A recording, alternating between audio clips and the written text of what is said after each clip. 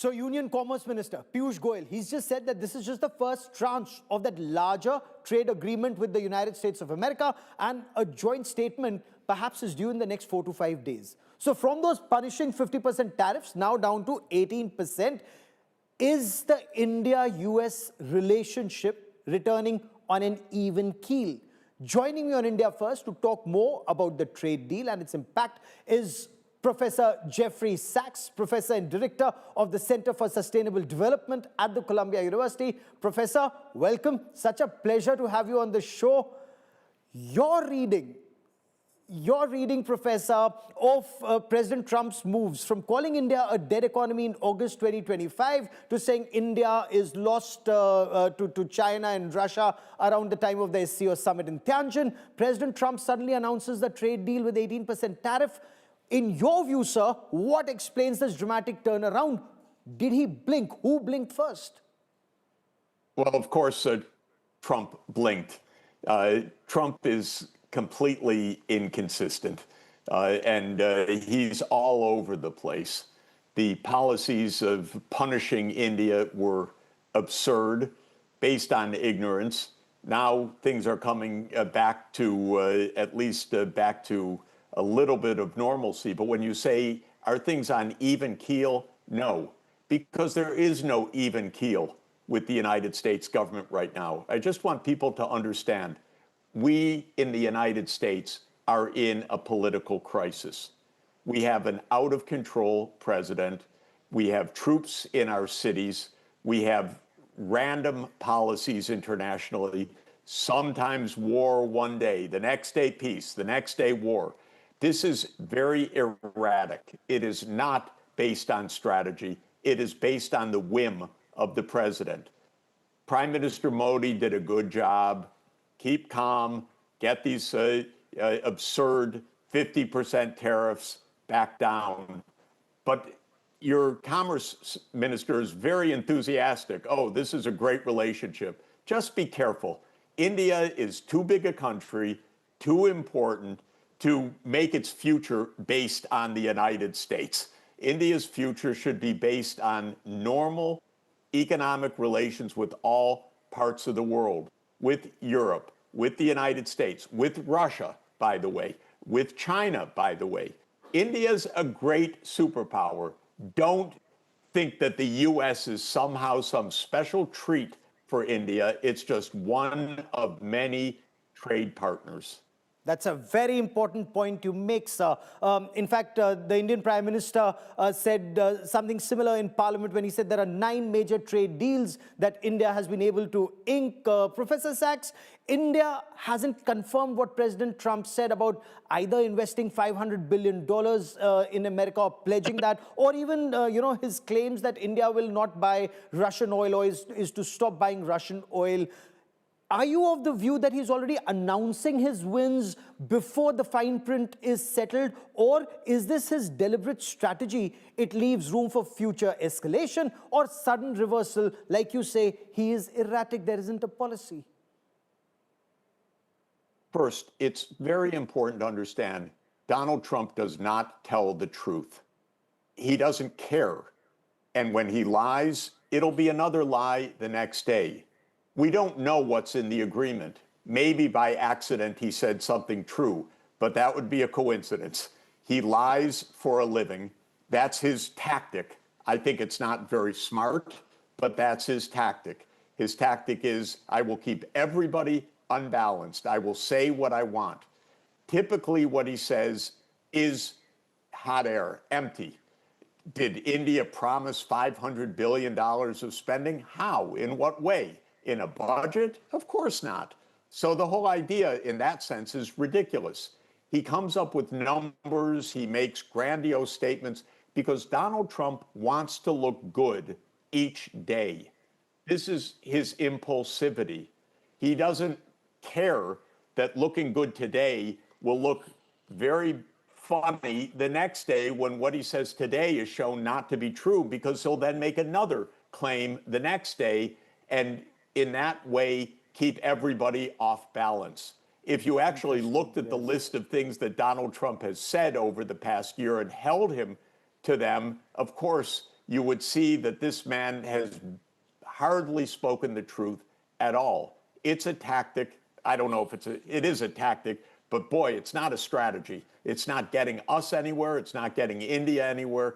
And just don't be too enthusiastic about the United States. There are some nice people. There are some good businesses, but it's just 12% of world trade. It's 14% of the world output. It is 4% of the world population. India's future is with the rest of the 90%, if I may say so, that it has relations with all the rest of the world. The more important thing for India this year is the BRICS presidency. The BRICS are half the world population.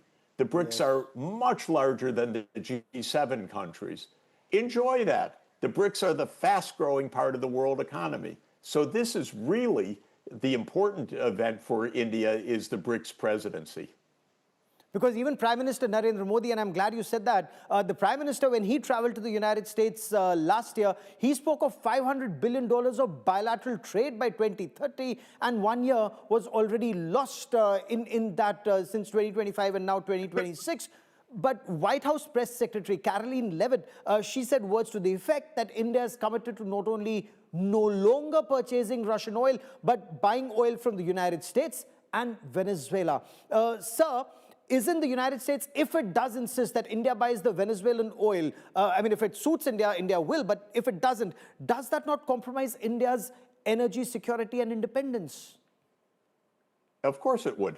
I hope that India just abides by normal trade, not bullying from the United States or anyone else. Look, everything about what's happened in the last year has been bizarre. The United States punished India for buying things from Russia while the United States buys things from Russia. Europe buys things from Russia. This is totally arbitrary. It's whimsical. So India, with 1.5 billion people, cannot be whimsical. It needs a long-term strategy. Humoring Donald Trump, that's fine. That's a good tactic. But understanding that India's future is not some magic relationship with the United States, jumping up and down about how wonderful this is, but just measured that, yes, the United States has come back to some of its senses. I wouldn't say all of them, but some of its senses. And this is fine, and we can work with this, is the right approach. Other countries have less than 18% tariffs. Some have 19, 20%. It's not a big deal at this point. The U.S. market is not the make or break of India's future. This is, I think, the more important point.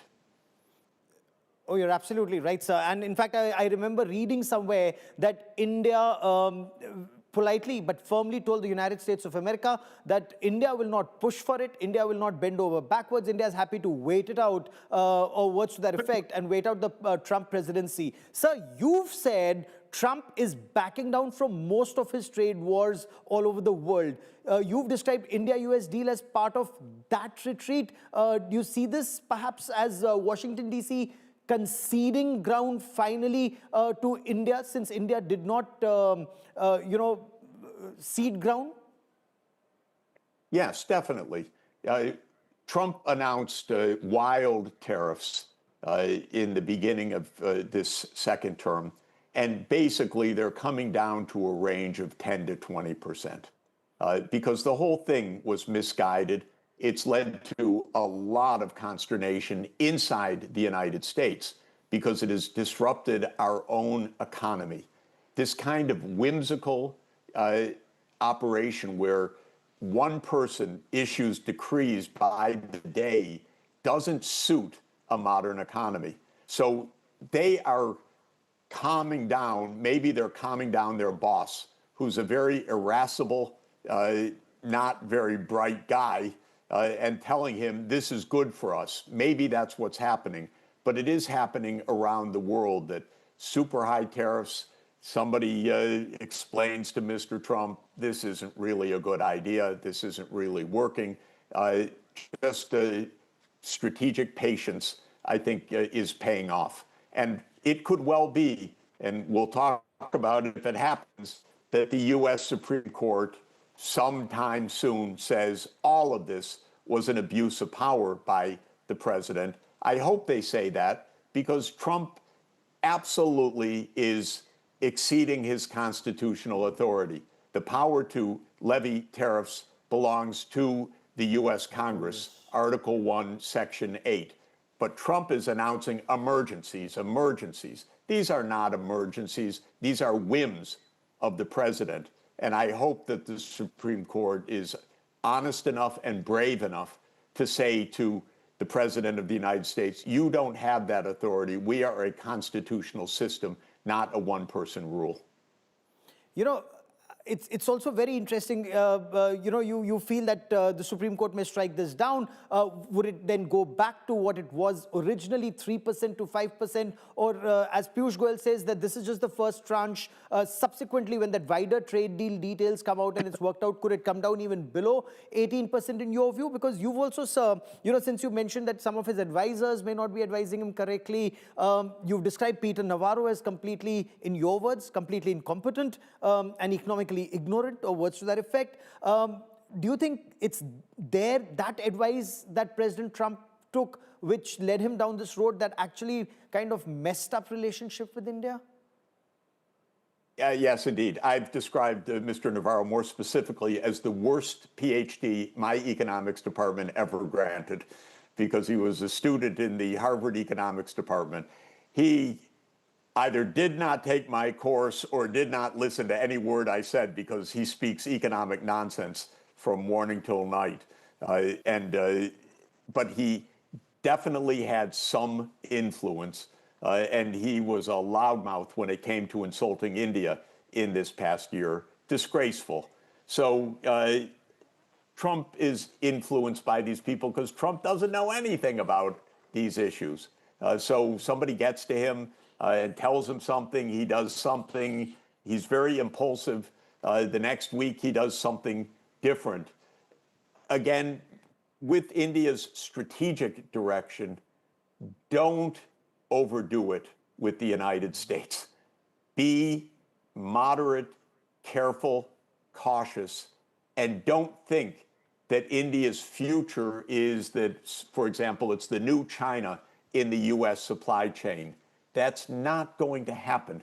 The U.S. is too unstable for that. It's too slow growing for that. It's too protectionist for that. So India needs to diversify, and I just hope that your Commerce Minister is as enthusiastic about the other trade deals as he is about this trade deal, because the new trade deal with Europe is very good. I'm still hoping, I know it sometimes cuts across the grain, but India and China have a lot of positive trade that they can do, and I'm hoping for that as well. Of course, it requires good stability on the other bilateral issues, but these are the two greatest countries of the world, the two between them with almost 40% of the world population. If India and China are trading well, that's a huge plus for India in the years ahead as well. So that's what I'm hoping for. And for India's strategy, see this as, okay, it's a relief from the craziness of last year, but it's not a strategic new direction for India. India's strategic direction is good trade relations with every region of the world. In fact, that perhaps was the effort that India was moving forward in, with all the conversations between Prime Minister Narendra Modi and Chinese President Xi Jinping until Doklam in 2017 and then Galwan in 2020. Exactly. But subsequently, especially post what happened in Russia at the BRICS summit and then SCO Tianjin, do you see that relationship perhaps move in the right direction, or that strategic mistrust, especially after Galwan 2020, is too much? That relationship will take a long time to repair. Even the India-US relationship post these tariffs will take a long, long time to mend. Look, if we look at India and China, the two biggest countries in the world, two vast civilizations, and they will be the number 1 and 2 economies of the world at mid-century. what they have in common interest is so much bigger than the border disputes that I would urge the two sides solve the border issue, because the whole world is part of your future. To understand how the two biggest countries of the world, the two biggest economies, can cooperate with each other, there the stakes are huge, because the benefits of positive cooperation would be absolutely enormous. And these border issues, if I might say, while they're serious, they were made by the English. They weren't made by India or China. This is some disastrous line drawn in 1914 arbitrarily. And this is where the two great nations should say, come on, let's move beyond that, because we have so much we can do together. That's my own view of it. No, that's a very sensible view, and you're absolutely right about that. And let's sincerely hope there's forward movement and they're able to, get over the hump when it comes to that problem. Sadly, that couldn't happen earlier. Is there a new dawn? That remains to be seen. But Professor Sachs, you also called that 50% tariff on Indian imports a blunder, that it violated every strategic principle that should have been applied to India-US relations from the American side. So in your view, sir, what was that strategic miscalculation by President Trump? Did he think India will buckle, that Prime Minister Narendra Modi will bend? And your reading of India's response, sir?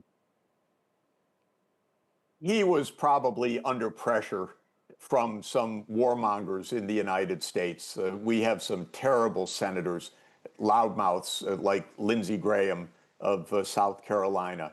And Lindsey Graham was saying, maximum pressure on India, maximum pressure on India.